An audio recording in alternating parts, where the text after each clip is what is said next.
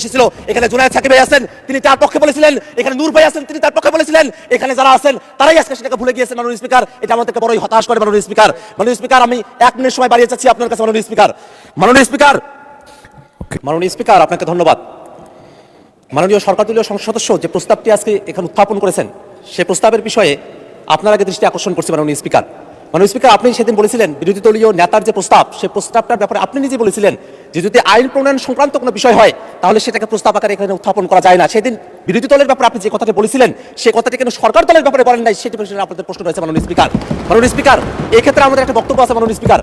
বিরোধী দলের নেতা যে প্রস্তাবটি উত্থাপন করেছিলেন সেটা আইন প্রণয়ন সংক্রান্ত কোনো ইস্যুতে ছিল না মাননীয় স্পিকার, কারণ আইন অলরেডি প্রণীত হয়েছে, আদেশ জারি হয়েছে, অধ্যাদেশ জারি হয়েছে, সংবিধান সংস্কার পরিষদে আমরা শপথ গ্রহণ করেছি। আইনের কোনো প্রসঙ্গ এখানে ছিল না, বরং যে আইন হয়েছে সেটাকে বাস্তবায়নের প্রশ্ন এখানে ছিল মাননীয় স্পিকার।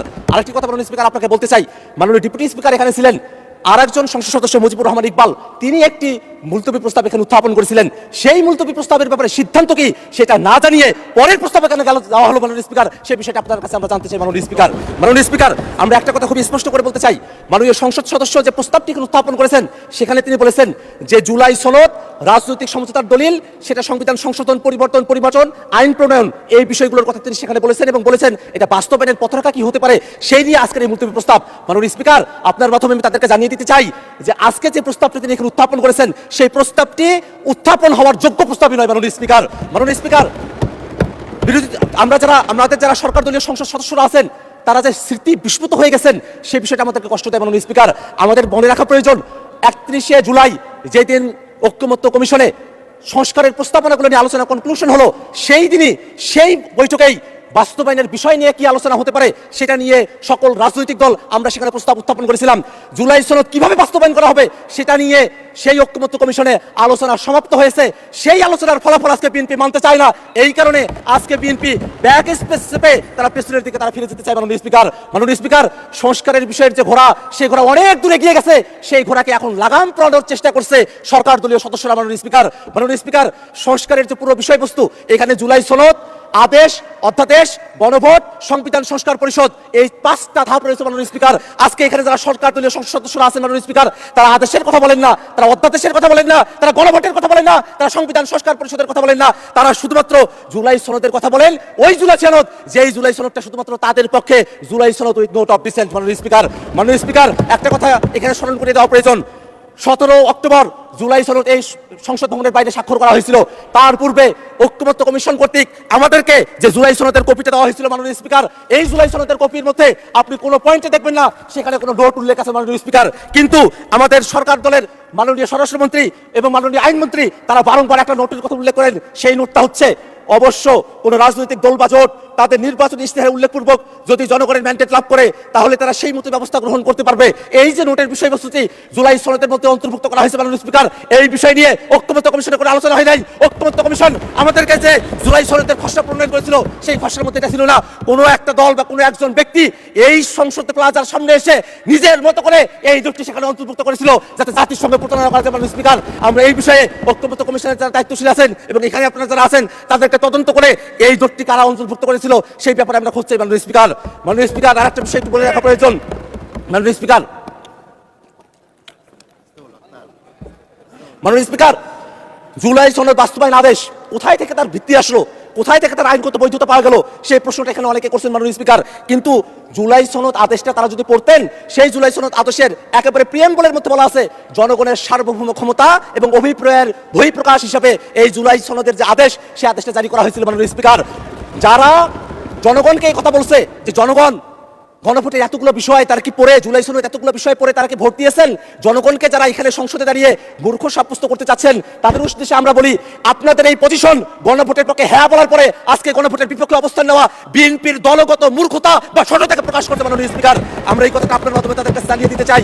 একটা বিষয় মনে রাখা প্রয়োজন মাননীয় স্পিকার, এখানে সরকার দলের পক্ষে পার্থ ভাই তিনি দাঁড়িয়েছিলেন, তিনি বলেছেন সংবিধান একটা কোয়াজি কনস্টিটিউশনাল পরিস্থিতির মধ্য দিয়ে আছে। সরকারি দলের একজন এমপি যখন কোয়াজি কনস্টিটিউশনাল কথা বলেন, অর্থাৎ খণ্ডিত সংবিধানের কথা বলেন, তখন কিন্তু আমাদের যুক্তিই বেশি সাব্যস্ত হয় মাননীয় স্পিকার, কারণ তারা বারংবার সংবিধানের পরিপূর্ণ বাস্তবায়নের কথা বলছেন। কিন্তু আমরা বলছি এটাই বাস্তবতা যে বাংলাদেশ 5 আগস্টের পরে একটা এক্সেপশনাল অবস্থার মধ্য দিয়ে আমাদেরকে যেতে হয়েছে মাননীয় স্পিকার। আমরা কনস্টিটিউশন পুরাটা মানতেও পারি নাই, পুরাটা ছাড়তেও পারি নাই, এমন একটা পরিস্থিতি আমাদের কাছে হয়েছিল মাননীয় স্পিকার। মাননীয় স্পিকার, সেই সময়টাতে খালেদা জিয়া, বেগম খালেদা জিয়াকে মুক্তি দেওয়া হলো, সেটা কোনো সংবিধানের ভিত্তিতে হয় নাই, কোনো আইনের ভিত্তিতে হয় নাই, সেটা জনগণের অভিপ্রায়ের ভিত্তিতে হয়েছিল। অ্যাটর্নি জেনারেল তিনি যেভাবে নিয়োগ পেয়েছিলেন সেটাও জনগণের অভিপ্রায়ের ভিত্তিতে হয়েছিল। এই যে জনগণের অভিপ্রায়ের ভিত্তিতে সেই সময়টাতে এক্সেপশনাল একটা পরিস্থিতিকে আমরা ডিল করেছিলাম, সেই পরিস্থিতিকেই টেকসই করার জন্য এই যে আদেশ, সেই আদেশটাও জনগণের অভিপ্রায় এবং ক্ষমতার ভিত্তিতে এটাকে জারি করা হয়েছে মাননীয় স্পিকার। মাননীয় স্পিকার, একটা বিষয় একটু জানিয়ে রাখা প্রয়োজন। আমরা জুলাই সনদে এমন অনেকগুলো বিষয় নিয়ে কথা বলেছি যেগুলো সংবিধানের মৌলিক যে কাঠামো আছে সেই কাঠামোর সেখানে ব্যত্যয় তৈরি করে। আমরা সেখানে বিচার বিভাগকে আমরা বিভিন্ন শহরে আমরা নিয়ে যাওয়ার কথা বলেছি, বিভাগীয় শহরে, সেই বিষয়ে বাংলাদেশের এর আগের কোর্টে তারা রায় দিয়েছিল যে এটা অসাংবিধানিক। এই ধরনের কিছু পরিস্থিতি এখানে রয়েছে মাননীয় স্পিকার। এমন অনেকগুলো সংশোধনী রয়েছে, এমন অনেকগুলো প্রস্তাব রয়েছে, সংস্কার রয়েছে, যেগুলো শুধু সংশোধনী দিয়ে সেটাকে টেকসই করা সম্ভব নয় মাননীয় স্পিকার। সে কারণে ঐক্যমত্য কমিশনে আমরা জাতীয় নাগরিক পার্টির পক্ষ থেকে দাবি করেছিলাম গণপরিষদের মাধ্যমে নতুন একটা সংবিধান করতে হবে।